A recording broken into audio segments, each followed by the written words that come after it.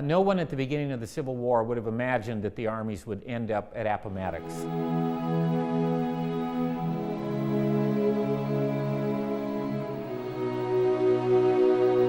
And that Appomattox would be one of the great names associated with the war. Yes, it's the McLean house that's behind me, and that's the reason the park's here.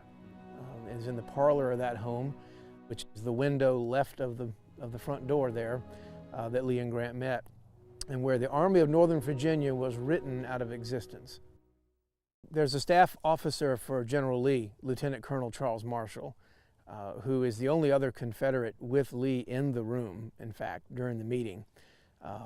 Lee did not require his entire staff to come to the meeting, and I think it's fair to say that at least some of them didn't want to come to the meeting, but he did need Marshall. The McLean house, that makes for an interesting scene.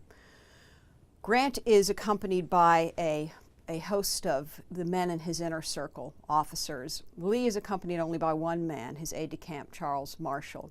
So we have many Union perspectives on what transpires in that room, and fewer Confederate perspectives. And indeed, one of the somewhat awkward, challenging things about trying to reconstruct this scene is that Grant will, later in his life, indeed as he's dying of throat cancer, he'll write a memoir in which he'll tell us what was going through his mind, quite literally, during that meeting.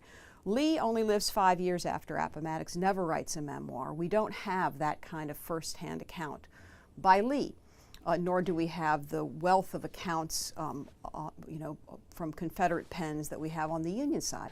Grant was almost deferential to Lee in some ways. Lee certainly knew what his role there was. Lee had lost. Lee was a realist. Lee never ran his mind over what-ifs very much. I think his attitude was, we tried our best, we lost, the victors set the terms, and we abide by those terms. And what Grant did at Appomattox was extend very generous terms. They were terms that Abraham Lincoln said that he wanted extended. Grant didn't make up the terms at Appomattox. He followed through on his commander-in-chief's wishes there. This is a kind of story where the gentleman's agreement myth has persisted, but if we think really just even for a few moments about the human cost of this war, 700,000 plus lives, it's not surprising really to draw the conclusion that there is bitterness in the air at this moment, bitterness and disappointment on the Confederate side. You know, in 1865, the idea of General Lee and General Grant meeting face to face is surreal. And the media technology that we enjoy today, we're used to visually seeing about whatever we want to and whenever we want to. But in 1865, that was unimaginable, really. I think it's quite remarkable that Lee and Grant did as well as they did at Appomattox. I can't imagine a better scenario, really. Each acted with impeccable good manners, I would say. Both men are maneuvering for the moral high ground, if you will. I think this is an inherently political moment, and the terms they come to are going to set the terms, if you will, of an unfolding debate about the meaning of the war and of Reconstruction. Now, there are other theaters throughout the Deep South that will be officially surrendered on other dates, but this is the first domino. It's the big domino. It's the Army of Northern Virginia. It's Lee.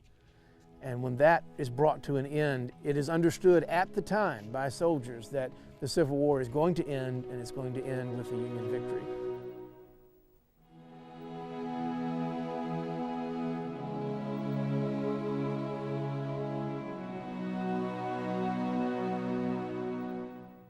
We keep trying to simplify it. And even today, you know, people just sort of say, okay, what's the bottom line, Dr. Ayers? It's economics, right?